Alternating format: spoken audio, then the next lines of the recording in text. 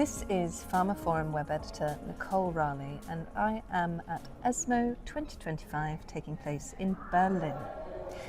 With me today is Dr Andrew Cavey, who is CEO of ITM, which stands for Isotope Technologies Munich SE, which is a leading radiopharmaceutical biotech company. A pleasure to speak with you today. It's lovely to meet you, thank you.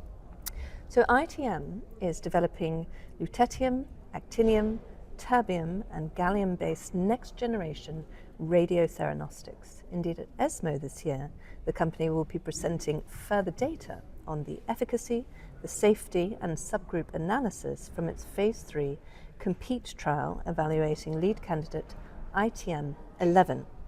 And last March, I believe, Andrew, results showed clinically and statistically significant improvement in progression-free survival in patients with grade 1 or grade 2 gastroenteropancreatic neuroendocrine tumours, or GEP-NETs, or GEP. That's right, yes.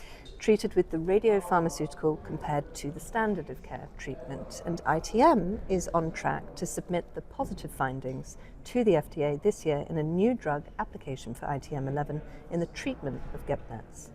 It's one of the only radiopharmaceutical therapies, or RPTs, at this stage of development that has the potential to change the precision oncology treatment paradigm for rare, challenging and complex tumours.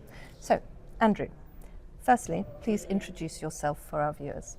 Thank you, thanks for having me. That was a fantastic introduction. Oh, thank you. I'm Andrew Cavey, I'm the CEO of ITM. I've been the CEO of ITM now for just over a year. I'm a physician by background, trained in the UK and in the US. Had a mixed early career and then spent a long time in big pharma in different companies where I was working on radiopharmaceutical therapies and treatments. Thank you.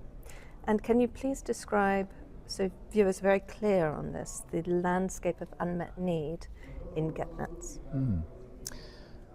Neuroendocrine tumours are a rare disease. In the United States, it's hard to know, we estimate there's maybe 100,000 patients with GEP-NETs. And there is still a significant need. On the diagnosis front, it's quite an indolent disease. It presents with very non-specific symptoms, so it often takes a long time before patients get diagnosed. And then on the therapeutic side, there has not been much innovation for decades until recently. The recent innovation is largely coming from the new field of radiopharmaceuticals, and ITM-11 is a case in point in that new treatment technology. But even with these new technologies emerging like ITM-11, access to the new treatments is still a big need, and it's still many centres, community centres for example, outside of the academic groups, where it's just hard to access the newer technologies. Thank you. Yes, we might come back to that access point in a minute. So can you explain how RPTs may be on the cusp of becoming a first-line oncology treatment? Yeah, do that. Maybe to remind the audience, RPTs is a new technology, new type of treatments where we take a radioactive atom. In the case of ITM-11, it's lutetium-177. And you take that atom, you put it in a chemical cage and you bind it to a peptide, and if you do this well, the peptide binds to the cancer, not to any healthy tissue, and if you do it well, just the proximity from the radioactive atom kills the cancer. It breaks the DNA of the cancer and kills the cancer without harming normal tissue. Now, we see this technology, we think we're still in the early years of what will become a mainstream technology for a few reasons. First, there's been lots of anecdotal use in the last decade of this, and it anecdotally has seemed to have worked. And then in the late 2010s, there were several phase 3 studies that showed that in randomized clinical settings and in different diseases, this technology worked. ITM-11 and the COMPETE study you mentioned is the latest phase 3 study to do that. Commercially, there are examples now of where these medicines that are on the market in this technology are very successful.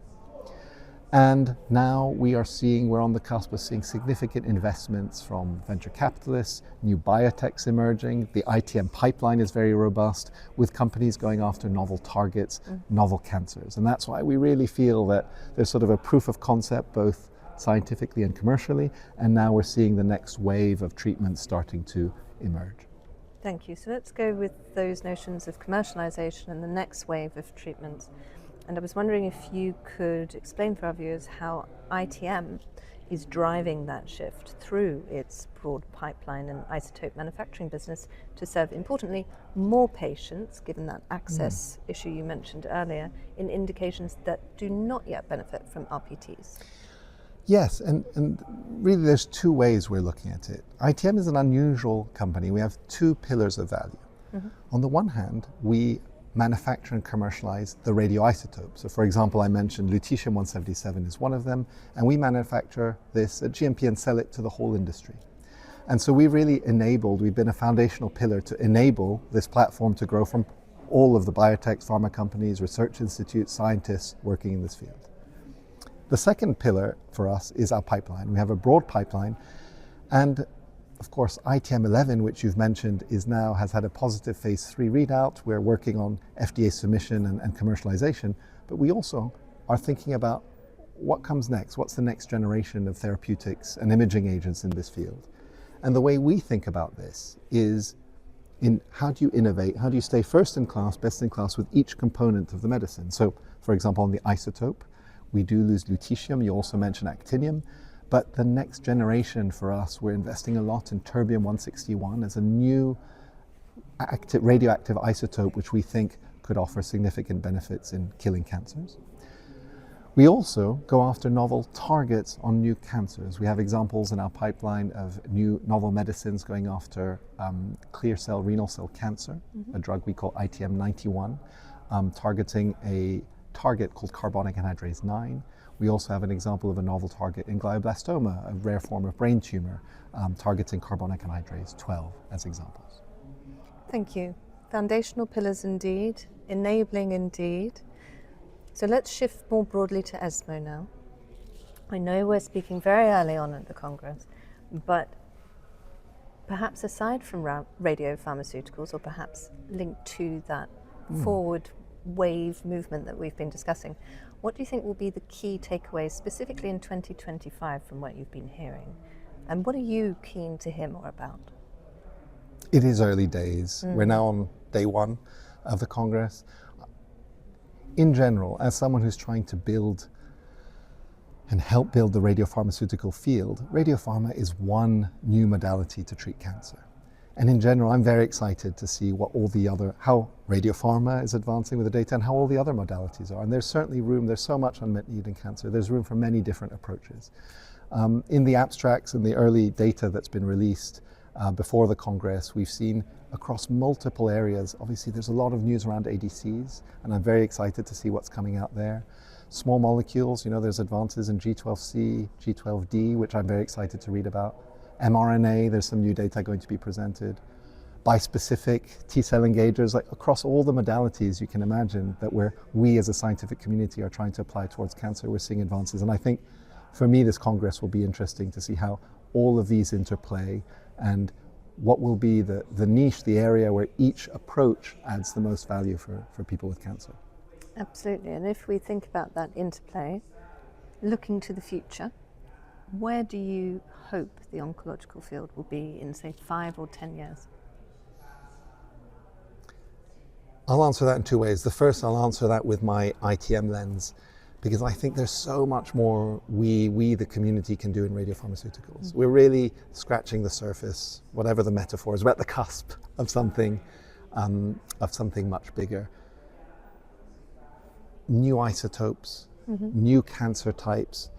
The early days of radiopharma have been looking at neuroendocrine tumors, indeed like ITM-11, and also looking at prostate cancer. Indeed, ITM also has some prostate cancer pipeline molecules. But what creates, I think, the most buzz and excitement in the field is where we all go next. So that's one area, whether it's isotopes or new cancers, where I think a lot's going to happen in the next 5 or 10 years. Then the second way of looking at it is a bit like what keeps me excited about ESMO. It's how are all these, as we get new data in all these modalities, what is going to be the interplay between them? When is it best to use one approach versus another? When do you combine different approaches? And we're not even starting to think about the combinations of these different areas. And that, I think, will emerge a lot in the next 5 to 10 years. Thank you, Andrew. It's been a pleasure. Thank you.